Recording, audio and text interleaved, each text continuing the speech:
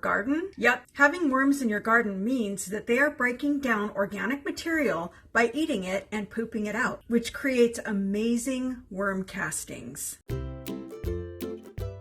Adding worm casting tea to your garden is one of the greatest ways of delivering the goods to your plants. It's easy to make and it's gentle, so it can be used to water seedlings after they've developed their true leaves or if they're already established plants. Worm casting tea is also a great replenisher of soil nutrients, a protector of plants against many plant diseases, a provider of powerful nutrients quickly to the plant, helpful in boosting the ability for plants to take up nutrients, rich in microbes and beneficial bacteria, found to improve soil structure, and a health booster of plants, making them less attractive to pests. Use the recipe I'm going to share as is, or make a more nutrient-dense worm casting tea for your established plants by adding some extra fertilizers to the brew to aid in the varying stage of plant growth. It's especially great to use when transplanting your seedlings from indoors to your outdoor garden, as it helps with avoiding the transplant shock that can happen with newly planted seedlings.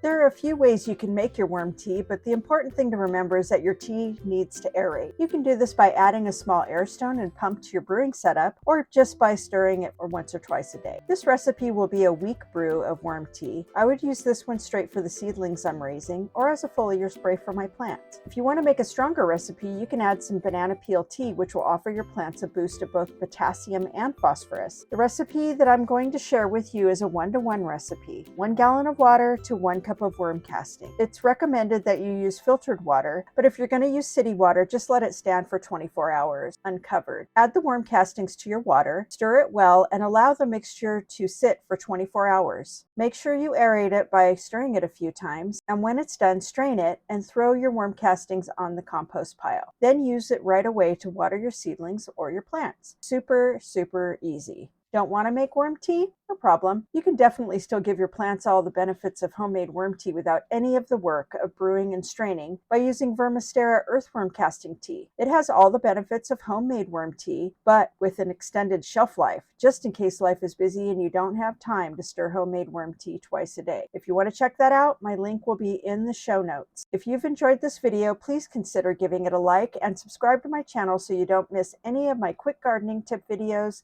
that I post 5 times